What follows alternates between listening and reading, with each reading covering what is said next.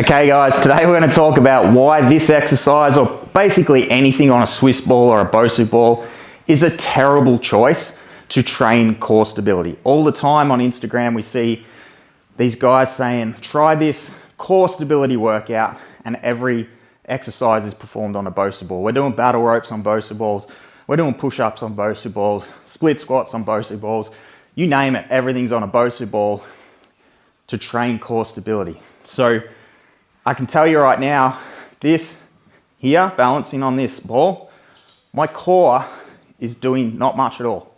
You can see fairly low level of tension going on in my core here because there's no load on my upper body. There's no weight on my upper body. I'm having to balance, challenging on my balance. It's not challenging on my core stability. If I was to pick up this weight though, even just holding this weight here, much more demanding on my core. I can feel that straight away. My core is fired up, I'm creating tension. If I was to press it over my head, much more demanding on my core as well. So what makes this a demanding core exercise is not the wobbly surface, it's the weight that I'm pressing with my upper body. My legs are connected to the surface, in that case a ball. My arm is pressing the weight. What connects those two things is my core. So it's not the wobbly surface that challenges my core, it's the weight that's going over my head. Now, for me to challenge my core more on that exercise, I would need to keep adding weight.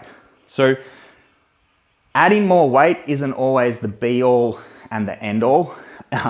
We don't need to be adding weight all the time, but if I'm limited in my ability to add weight to that exercise by the surface I am standing or kneeling on, then that is not a good exercise for strength. That is not a good exercise for core stability. We can have a whole other conversation whether you think that's a good exercise for training balance. It is not a good exercise for training strength. It is not a good exercise for training core stability. So what is core stability? My definition of stability in general is the ability to create enough tension to complete the desired task. So even just here, if I'm walking, I'm having to create some level of tension in my body. So whenever we complete a compound movement, a goblet squat, an RDL, even a push-up, we have to create some level of tension around our core to be able to perform that movement. If there's a very low level of tension in our core, then we may see that our position through here changes whilst we perform the movement. So when I have a new client come into the gym and train with me and they've never trained strength before, the first thing I teach them is how to create tension in their core, how to brace their core, because that is one of the first skills that we need to learn to be able to lift a weight with good form.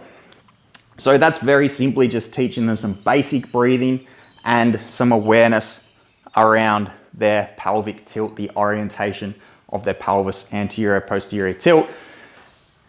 Then we can carry those skills over into our compound strength movements.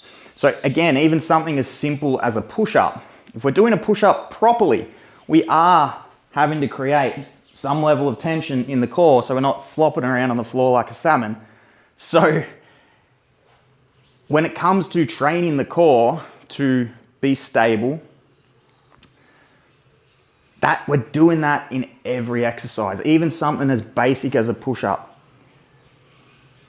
Our compound strength movements, even something as simple as a goblet squat, any lower body movement where we're holding onto a weight, even if they're just dumbbells, that is challenging our core to maintain some position, right?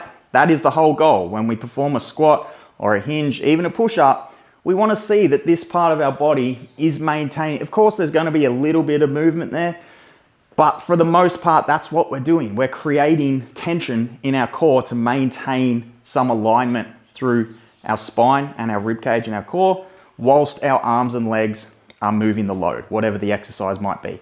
So we are getting a ton of exposure to core stability in every single exercise that we do. We are creating tension in our core in every single exercise that we do in the gym. And the heavier you go with your strength training, with your squats, your hinges, even your upper body strength exercises, the heavier the weight you use, the more tension you have to create in your core. Anyone who has lifted heavy knows this. You have to brace hard. You have to create tension around your core to maintain a position. So we're getting that everywhere. Like when it comes to training our core, what we really want to do is, like back in part one, like I was talking about, we want to train it to move. We're getting so much exposure in everything else that we are doing in our strength training at this sort of stability, for want of a better term, at this sort of bracing and creating tension and resisting movement around the core. We get so much of that across our training week. So when it comes to training the core specifically, like getting on a BOSU ball for core stability, it is just the biggest waste of time that you will ever get in your training. We want to train the core to move. So that's why we incorporate all those movements from my clients where we're actually getting the core bending.